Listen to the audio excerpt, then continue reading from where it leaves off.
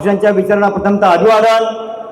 ज्यांच्या नेतृत्वाखाली आपण गेले 45 वर्ष काम केलं त्या बाबासाहेब आंबेडकरच्या सुनबाई, भारतीय बौद्ध महासभेच्या राष्ट्रीय संरक्षका आदरणीय महाप्रसाद मीराताई आंबेडकरजी, आदरणीय ज्यांच्या नेतृत्वाखाली 2014 पासून आपण अश्वगतीने काम करतोय ते आदरणीय भीमराव आंबेडकर साहेब यांच्याही कार्याला वंदन. आज ज्यांच्या 113व्या जयंतीनिमित्त आपण सगळेजण जमलेलो आहोत. सर आहेत झेरॉक्स आहेत सर, आहे माझ्याकडे सर, देतो मी. ज्यांच्या 113व्या जयंतीनिमित्त आपण जमलेलो आहोत ते अच्युत भोटे साहेब, माझ्याकडे ते सेट आहे, तुम्ही दिलं तर मी देतो त्यांना सर.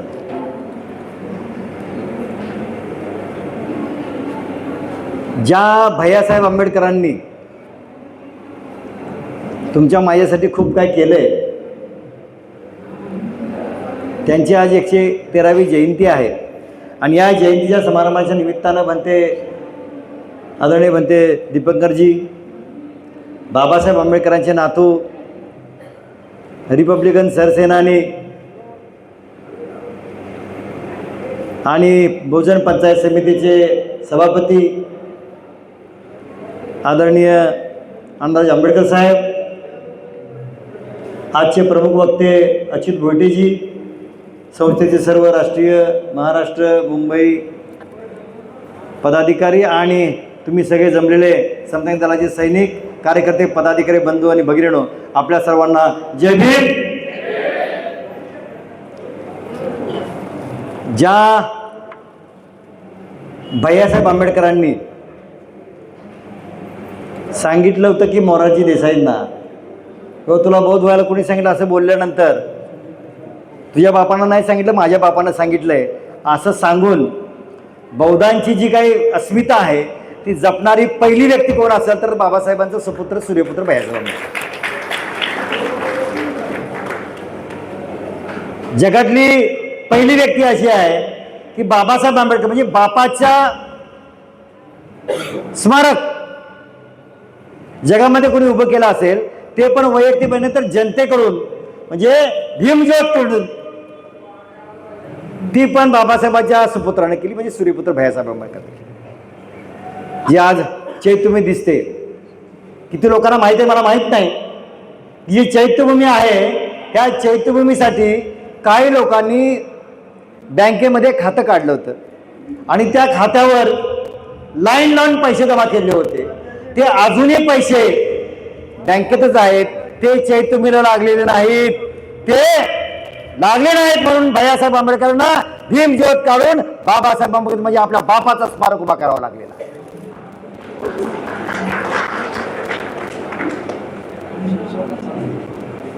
आमच्या भिकाजी कांबळेने सांगितलं की 1,80,000चा मुद्दा, त्यातलं फक्त पुढचं सांगतो. भैयासाहेब आंबेडकरांनी 1,80,000 रुपये भरले हो, दिले कोर्टाच्या न्यायालयाच्या आदेशाप्रमाणे. मई आंबेडकरांना दिले, पण त्या राजगृहाचा जो ताबा होता ना, तो ताबा कुणाकडे होता माहितीये? पीपल्स एज्युकेशन सोसायटीकडे होता. ते 30,000 रुपये कर्ज दिलेले आहेत म्हणून भैयासाहेबांना उशिराने पैसे द्यावे लागले दुसऱ्याकडे परत जमा करून. पण पैसे 1,80,000 भरून सुद्धा 6 महिन्यानं पीपल्स एज्युकेशन सोसायटीनं ताबा दिलाय राजगृहाचा भैयासाहेब आंबेडकरांना.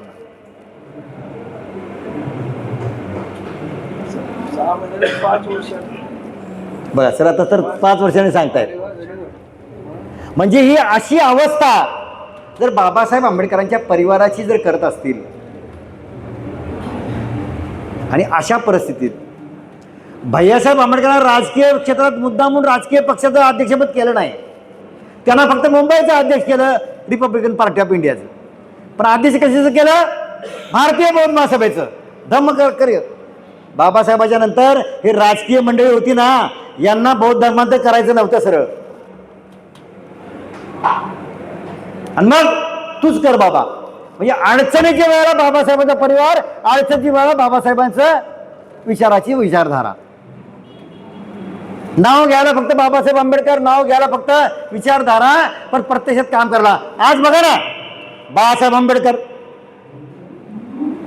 भीमराव आंबेडकर, आनंदजी आंबेडकर, परत त्यांच्या सहचरणी सगळ्या वहिनी, परत तेवढंच नाही, आता मुलंही, सुजातदादा, अहमददादा, काय ही सगळी मंडळी बाबासाहेबांच्या बुद्धाच्या विचारानं काम करत आहे. आणि अव्याहतपणं मग बाबासाहेब, भैयासाहेब, मीराताई आणि आता ही सगळी मंडळी कर लागल्यात, तरी सुद्धा आपला समाज अजून काय शाना होणार झालाय.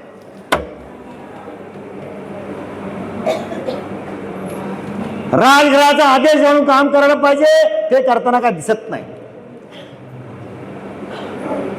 भैयासाहेबांचा एक आठवण मला आली आता, की ती लोखंडाची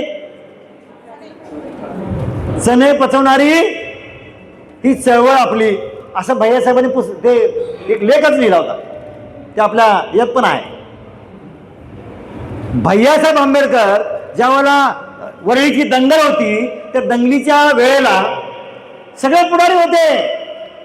कुणाच्या पुढाऱ्याच्यानं काय ती दंगल बंद पडली नाही, थांबली नाही. पण हा भीमाचा वाघ सूर्यपुत्र भैयासाहेब आंबेडकर जेव्हा तरी डरकाळी फोडली, त्यावेळा ती दंगल शमली. म्हणजे सगळे फायदे घेण्यासाठी पुढारी मंडळी सगळी.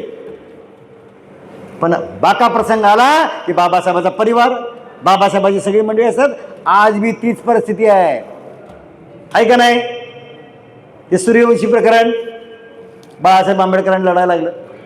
हिंदू मिल कोणी नाही त्यावेळेला, भारतीय साहेबांच्या बरोबर भारतीय पद्मा सभा, समता इंदल, मी स्वतः होतो त्या साहेबांच्या बरोबर. विराटांनी सांगितलं, साहेबांच्या अंगाला जरा सुद्धा धक्का लागता कामा नये, समता इंदल तुमची टीम राहील. सगळी भारतीय पद्मा समता इंदलची टीम आदरणीय अनाजी आंबेडकरांच्या ते जे बबन प्रभू चौक आहे तिथून आम्ही मार्च काढला होता, त्याच्यावर आगेकूच केली होती. बाका प्रसंग आला, समाज अडचणीत आला की बाबासाहेबांचा परिवार. मतदानाच्या वेळेला कुठे जाते माणसं का नाही?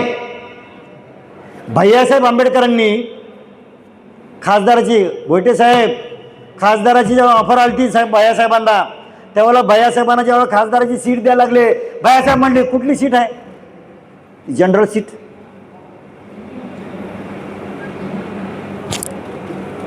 मागासवर्गीयाची सीट. भैयासाहेबांना सांगितलं काय तुम्हाला जातीचा दाखला द्यावा लागेल. त्यावेळेपासून चालू आहे, मला महार म्हणायचं नाही, मी बुद्धिस्ट आहे, मी जनरल सीट लढवेन, मला आरक्षिताची सीट लढवायची नाही, असं भैयासाहेब आंबेडकरांनी सांगितलं. त्यामुळं कोण निवडून आले माहिती आहे? कोण? जी.के. माने साहेब, त्यांना तिकीट दिलं गेलं, ते खासदार झाले.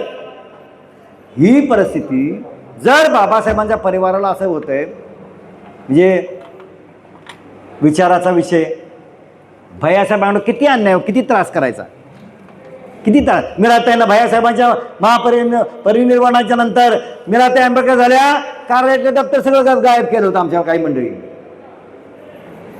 मीराताई आंबेडकर केस का हरलेत माहिती आहे का तुम्हाला? कारण का त्या मीराताई आंबेडकरांच्या निवडीचे जे कागदपत्र आहेत ते कागदपत्र कोर्टात सादर केले नाहीत. भले भले म्हणतात हाय आमच्याकडे सगळं. अरे बाबा देणं तिथं कोर्टात हरलं तरी पण देणं झालंय. वाईट अवस्था आहे. आंबेडकरही चळवळीतले किंवा आपल्या संस्थेतले पदाधिकारी कार्यकर्ते मंडळी माझ्याकडे आहे म्हणजे मी त्याचा बाप झालो. अरे वा, जिथं जिथं उपयोग आहे तिथं द्यायला पाहिजे, कामाला आलं पाहिजे. आणि म्हणून मग मीराताई आंबेडकरांचं जे काही पुस्तक काढले ना, महाप्रसाद मीराताई आंबेडकर दी बुद्धी सोसायटीचा दस्तावेज, त्याच्यामध्ये मग आम्ही छापले बाबा. झेरॉक्स कॉपी ती पण आम्हाला मिळाली, ओरिजिनल आहे माणसाकडे तिथं. कशी म्हणजे ज्यावेळेला ह्या चळवळीला जी गोष्ट आवश्यक आहे ती गोष्ट करत नाही. भैयासाहेब आंबेडकर असताना भैयासाहेब आंबेडकर अध्यक्ष झाले बुद्धी सोसायटीचे. बाबासाहेबांच्या नंतर त्यांनी काम केलं, चॅरिटी कमिटीमध्ये त्यांचं नाव ते सगळं चालतंय. आणि भैयासाहेब आंबेडकर यांचं निर्वाण झाल्यानंतर, मीराताई आंबेडकर अध्यक्ष झाल्यानंतर त्या चालत नाहीत. तीच पद्धत होती ना. जाणीवपूर्वक हे षडयंत्र सुरू झालंय. एका महिलेला अध्यक्ष केलं त्यामुळे गडबड झाली होती. त्यातूनही मीराताई आंबेडकरांनी बाळासाहेब आंबेडकर नाही, हे सगळे आनंदराजे आंबेडकर साहेब, भीमराव आंबेडकर साहेब सगळे आणि आपले सगळे जनता ताईसाहेबांच्या पाठीशी राहिली. त्यामुळं 45 वर्ष जगामध्ये जागतिक विक्रम झालाय की भैयासाहेब आंबेडकर 21 वर्ष आणि मीराताई आंबेडकर 45 वर्ष अध्यक्ष. जगामध्ये एकमेव महिला अशी व्यक्ती आहे धार्मिक चळवळीचं, धार्मिक संघटनेचं अध्यक्ष राहणं. बाबासाहेबच्या परिवारानं अजून काय करावं, किती करावं, मला तर प्रश्न पडलाय आनंदराज साहेब की आयुष्य घालवायचे. बरं, याने नोकरी करता येते काय, पैसे मागता येतात काय करता येते का, काही नाही, काय करू शकत नाहीत. तुमच्यासाठी सगळं चाललंय, तरी सुद्धा आपल्या समाजाला अजून कळत नाही. मतदान मात्र मग लाडकी बहीणच्या नावानं किंवा अजून कुठल्या नावानं मतदान मात्र संविधानाच्या विरोधकाला मतदान देऊन जाते. कुठंतरी आता तर शहाणं व्हायला पाहिजे, त्याशिवाय पर्याय राहणार नाही. नाहीतर आता आमचे थोडंसं त्यांनी सुंद केलं सगळ्या लोकांना, आमच्या अच्युत भोईटे साहेबांनी, की ते जातीचा दाखला, बौद्ध जनगणना, बरोबर आहे. बौद्ध जनगणमध्ये 2024 पासून आपण लिहिले त्याच्यामध्ये कॅलेंडरमध्ये, त्याच्या अगोदरपासून कॅलेंडरमध्ये लिहिले आहे, पण 2024 कॅलेंडर 24 जनगणना होणार होती, पण ती झाली नाही. आता 25 होणार, म्हणजे 26 होणार आहे, एप्रिल 26. फेब्रुवारीपासून जनगणनेला सुरुवात होणार आहे. मग त्या जनगणनेमध्ये आपण काय करणार? निश्चित आपल्या सगळ्यांना माहिती आहे की बौद्धामध्ये जाती आहेत काय?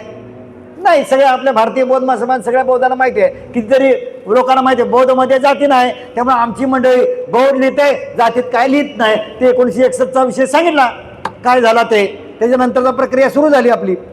आता अशी परिस्थिती झालेली आहे की आपल्याला काही जाणीवपूर्वक काही गोष्टी करता येत. धर्म जरी बौद्ध सांगितला असला तर जात का सांगणं गरजेची आहे. अनुसूचित जातीमधली माझी जात कोणती, पूर्वाश्रमीची धर्मांतरापूर्वीची माझी जात कोणती, ही आपल्याला लिहिणं गरजेचं आहे. का? त्याच्यावर राजकीय आरक्षण अवलंबून आहे. आणि दुसरं, एससीला जे अर्थसंकल्पामध्ये जे काय वाटा असतो ना, तो वाटा असणं गरजेचं आहे. याच्यासाठी आपल्याला जात लिहिणं गरजेचं आहे, बाकी कुशासाठी नाही. एखाद्याला मी बौद्ध आहे, मला आरक्षण नको आहे, बिंदास राहा बाबा, काय गरज नाही. ज्याला आरक्षणाची गरज आहे, शिक्षणाची गरज आहे, आरक्षणामधून शिक्षण पाहिजे. कारण का, परवा आम्ही भोईटे साहेब आम्ही जेव्हा चर्चा केली तेव्हा आमच्या एका ग्रुपमध्ये जे मोठमोठे अधिकारी आहेत ते म्हणले मला जातीय दाखल्याची गरजच नाही.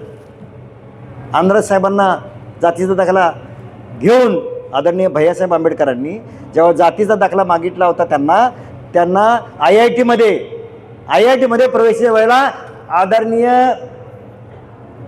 भैयासाहेब आंबेडकर यांनी जातीचा दाखला दिलेला नाही. म्हणजे महार म्हणून म्हणायचा विषय होता. बरोबर आहे. साहेब तर सांगतील, ते आता विस्तार सांगतील, त्यांचेच ॲडमिशनचा विषय होता. मी का सांगते ही गोष्ट, त्यांनी सांगितली काय की नाही बाबा, मला जातीचं सुविधाच घ्यायची नाही, मला आरक्षण घ्यायचं नाही, ना शिक्षणाची घ्यायची आहे, ना मला नोकरीची घ्यायची आहे. हरकत नाही भाऊ, ज्याला घ्यायचं नाही ते घेऊ नका. पण ज्या व्यक्तींना आपल्याला जातीच्या नावाखाली SCचं आरक्षण आपल्याला घ्यायचं आहे त्यांना मात्र ते घ्यावे लागेल. त्यामुळं जनगणनेच्या माध्यमातून जी आता भोईटे साहेबांनी जी पत्रव्यवहार अमुक तमुक करून आज 7 नंबरचा जो महाराष्ट्र शासनाचा जो जातीचा दाखला आहे तो 6 केंद्र शासनाचा जो आहे त्याप्रमाणे द्यायला पाहिजे अशी यंत्रणा करून आज आपल्याकडे सगळीकडे झाले. त्यामध्ये फक्त एक हीच राहिली. त्याच्यासाठी आम्ही महाराष्ट्रभर देशभरची जी काही ही मंडळी वेगवेगळ्या मतं मांडायला लागलेत त्यांची एक बैठक भारतीय बौद्ध महासभेच्या वतीनं आज केंद्रीय कार्यालयामध्ये लवकरच बैठक घेणार आहोत.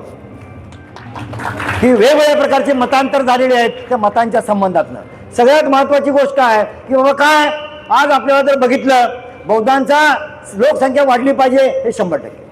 नुसत्याच एका महारातून बौद्ध झालेली मंडळी आहेत तर मातंग, चर्मकार, OBC बऱ्याच अनंत ज्या जाती आहेत त्या जातीमधून झालेल्या आहेत. एक मागणी मात्र व्हायला लागली की ज्या 59 जाती आहेत त्या 60 नंबरला धर्मांतरित बौद्ध असं काहीतरी करा, अनुसूचित जातीतून धर्मांतरित असं करायची एक मागणी सुरू झालेली आहे. बऱ्याच दिवसापासून सुरू आहे. बरोबर आहे. त्याच्यामध्ये जातीच्या दाखल्यामध्ये एक झालंय की आताच अच्युत भोईटे साहेबांच्या या प्रयत्नामुळं एक गोष्ट झाली की तो 7 नंबरचा दाखला तो बंद झालाय. पूर्वी दिला होता पण आता बंद झालाय. 6 नंबरचा दाखला तो केंद्र शासनाचा आहे. आता काय झालंय 59 जातीमध्ये 60वी जात धर्मांतरित बौद्ध अशी जर टाकायचे झाले तर संसदेची परमिशन लागते. तर संसद आपल्या बाजूला आहे नाही. सगळे संविधान विरोधात बसलेली मंडळी आहेत आणि आपल्या सेवा सुविधेच्या विरोधात बसलेले आहेत. आरक्षणमुक्त भारत त्यांना करायचा आहे, त्यामुळे ती काय आपल्याला सुविधा देईल अशी शक्यता नाही. दुसरी महत्वाची गोष्ट, ह्या जो जातीचा दाखल्याचा जो 6 नंबरचा फॉर्म आहे, या फॉर्ममध्ये आता मात्र महाराष्ट्रात सुरू झालंय की काय धर्म, हिंदू, शीख आणि बौद्ध असं लिहा. ती लिहिलं की पुढचं येते. पण तो 6 नंबरचा जो जातीचा दाखला आहे त्या दाखल्यामध्ये तुमचा धर्म इंडिकेट होत नाही. ना हिंदू होत, ना बौद्ध होत, ना शीख होत. केवळ आपलं नाव येत आहे आणि त्याच्यामध्ये काय येत आहे, एससी म्हणलं तुमची कुठली जात आहे. एससी म्हणजे कुठली जात आहे, महार, मांग, चांभार, चर्मकार असं येते, पण त्याच्यामध्ये धर्म इंडिकेट होत नाही. अशा काही लोकांचा प्रश्न अजून निर्माण झालेला आहे. त्यामुळे ह्या सगळ्या प्रश्नाच्या बाबतीत जर ॲपमध्ये, महाराष्ट्र शासनाच्या ॲपमध्ये त्या काय ते सेतू कुठला, सेतू केंद्रावर जर आम्हाला फॉर्म भरताना जर मी लिहितोय की माझा धर्म बौद्ध आहे, मग बौद्ध आल्यावर त्यात येतंय तुझी एससीतली जात कोणती, तर महार येते. मग जर माझा तसं येत असताना जर भरत असेल तर माझा दाखला पण तसाच यायला पाहिजे ना, की बौद्ध, एससी आणि महार असं यायला पाहिजे. नुसताच एससी मधला महार असं चालणार नाही, अशा लोकांचं म्हणणं चाललंय. त्यामुळे ही जी बुद्धिभेद झालाय, म्हणजे 7वी जात नंबर करा, हे 7 नंबरचं बंद करा, 6 नंबरचं. माझं असं म्हणतं बघा, कारण 6 नंबरचा फॉर्म जो आहे तो 1990 पासून सुरू झाला. पण 1990 पूर्वी अगोदरचा जे 56 पासून 61 पासून जे काय आपल्याला सुविधा दिली, 58 पासून जे सुविधा दिली, त्याच्या दृष्टिकोनातून जे काय झालंय, मग ते जे जातीचा दाखला आहे तोच सगळ्या देशाला लागू व्हायला पाहिजे असा काय प्रश्न बार्टीनं पत्रावर केला आहे, या सगळ्यांनी पत्र केलं आहे. याच्यावर वेगवेगळ्या प्रकारचे गटतट निर्माण झालेत, वेगवेगळ्या प्रकारचे मत झालेत. तर त्याच्यावर आदरणीय भीमराव आंबेडकर साहेबांची चर्चा झाल्याप्रमाणे आदरणीय अच्युत भोईटे साहेब, अजून अनिल वैद्यजी आहेत, अजून काही बरेच पदाधिकारी, कार्यकर्ते अमुक जे या विषयावर चिंतन करणारे, मध्येच सम्राट पण त्याच्यावर चिंतन घेतलं होतं. तर ह्या सगळ्या गोष्टीवर चिंतन करण्यासाठी आपण बाहेर न होता इंडोर अशा प्रकारची चर्चा करण्यासाठी आपल्याला ही एक बैठक घ्यावी लागेल. ती बैठक घेण्याच्या दृष्टिकोनातून आपल्याला प्रयत्न करायचा आहे. लवकरच ही बैठक जाहीर केली जाईल. पण महत्त्वाची गोष्ट जी आहे आता आपल्यासमोर जी आहे की आजचा विषय आहे की बौद्ध जनगणनाबाबत, बौद्ध जनगणनेमध्ये आपल्याला आपला धर्म बौद्ध लिहायचा आहे, बरोबर आहे. तर पुन्हा विचारतील बाबा की अनुसूचित जातीमध्ये तुमची कुठली जात आहे, तर जात लिहायची असेल तर पूर्वाश्रमीची जात, आताच मी पत्र कालचं काढलंय की पूर्वाश्रमीची जात जी आहे, धर्मांतरापूर्वीची आपली जात आहे, ती जात आपल्याला मग तो महार असेल, चर्मकार असेल, मातंग असेल किंवा अजून कुठली जात असेल, ती एससी म्हणजे कुठली जात आहे ती लिहायची. म्हणजे तो आपल्याला येत नाही. बुद्धिस्ट विद्यापीठाच्या वतीनं आदरणीय डॉक्टर भीमराव आंबेडकर साहेबांनी जे कॅलेंडर काढलेलं आहे त्या कॅलेंडरमध्ये स्पष्टपणे तशा प्रकारचं नमूद केलेलं आहे. आणि दुसरी महत्त्वाची गोष्ट असलं आपल्याला एक अजून करायचं काम काय, तर आपल्याला येणाऱ्या ज्या भाषा आहेत त्या भाषा मराठी, हिंदी, इंग्लिश कुणी तर लिहिल, पण ते सगळं लिहिल्यानंतर तुम्हाला पाली भाषा येते. कारण आपलं 30 रण, पंचशील, अमुक तमुक हे आपल्याला लिहावं लागणार आहे. आणि ते लिहून आपल्याला आज जो पालीला अभिजात भाषेचा जो दर्जा मिळालेला आहे त्या दर्जाच्या अनुषंगानं जर म्हणतील दर्जा मिळाला आहे पण पाली जाणणारी माणसं नाहीत, असा काय प्रकार होऊ नये. तेव्हा पालीची संख्या वाढली पाहिजे, पालीची भाषा येणाऱ्या माणसांची संख्या वाढली पाहिजे आणि देशभर हे पालीचं विद्यापीठ व्हायला पाहिजेत अशी मागणी आपल्याला करावी लागणार आहे. पुढे भविष्य काळात आपल्याला ह्या गोष्टी कराव्या लागणार आहेत. आज आदरणीय भैयासाहेब आंबेडकरांच्या निमित्तानं आपण सगळ्यांना पुस्तक पण उपलब्ध करून दिले. ते 150 रुपयाचं पुस्तक आहे, 4थी आवृत्ती आपल्या आलेली आहे. या आदरणीय भैयासाहेबांना अजून एक आदरांजली आपण करण्याच्या दृष्टिकोन आपला विचार केला पाहिजे. तो म्हणजे काय, केवळ मुंबईमध्ये एक ठिकाणी सभा झाली, एक ठिकाणी कार्यक्रम झाला, तर आता मुंबईच नाही तर देशभर भैयासाहेब आंबेडकरांची जयंती 31 डिसेंबर आपल्याला साजरी करायची आहे. आणि भैयासाहेब आंबेडकरांनी जे योगदान दिले या चळवळीला, योगदान दिले तुम्हाला आम्हाला आणि बौद्धांना, त्याचं योग्य तो प्रचार प्रसार त्यांना न्याय द्यायला पाहिजे. आणि तो न्याय देण्याचं काम भारतीय बौद्ध महासभा आणि बौद्ध लोक आपल्याला करायला पाहिजे. आणि ते करण्यासाठी ठिकठिकाणी प्रत्येक गावखेड्यामध्ये, प्रत्येक वार्ड शाखेमध्ये, प्रत्येक नगरामध्ये भैयासाहेब आंबेडकर जयंती आणि हा बौद्धांचं जनगणना कशी केली पाहिजे त्यावर अधिकृत लेखी पत्र मी तुम्हाला सगळ्या ग्रुपवर टाकलेलं आहे. त्याच्या प्रकारचा प्रचार प्रसार करावा लागेल. आणि पदाधिकारी कार्यकर्त्यांनी हे सगळ्या देशभर अशा प्रकारचा प्रचार करावा. आणि बौद्धांची संख्या आणि एससीची संख्या ही मोठ्या प्रमाणात वाढली पाहिजे, जेणेकरून राजकीय आरक्षण सुद्धा आपल्याला योग्य पद्धतीने मिळेल. म्हणजे जसं आपलं 33 होत्या 15 झाल्या, तर ते आपल्याला संख्या वाढली कशी याच्याला आपल्याला काम करायचं आहे. आणि ते काम करण्यासाठी भारतीय बौद्ध महासभा, समता सैनिक दल या सगळ्यांनी आपल्याला कामाला लागावं अशा प्रकारची विनंती करतो. तीच कधी आदरणीय भैयासाहेब आंबेडकरला अभिवादन होईल, आदरांजली होईल असं व्यक्त करून रजा घेतो. जय भीम, जय बुद्ध, जय भारत, जय संविधान.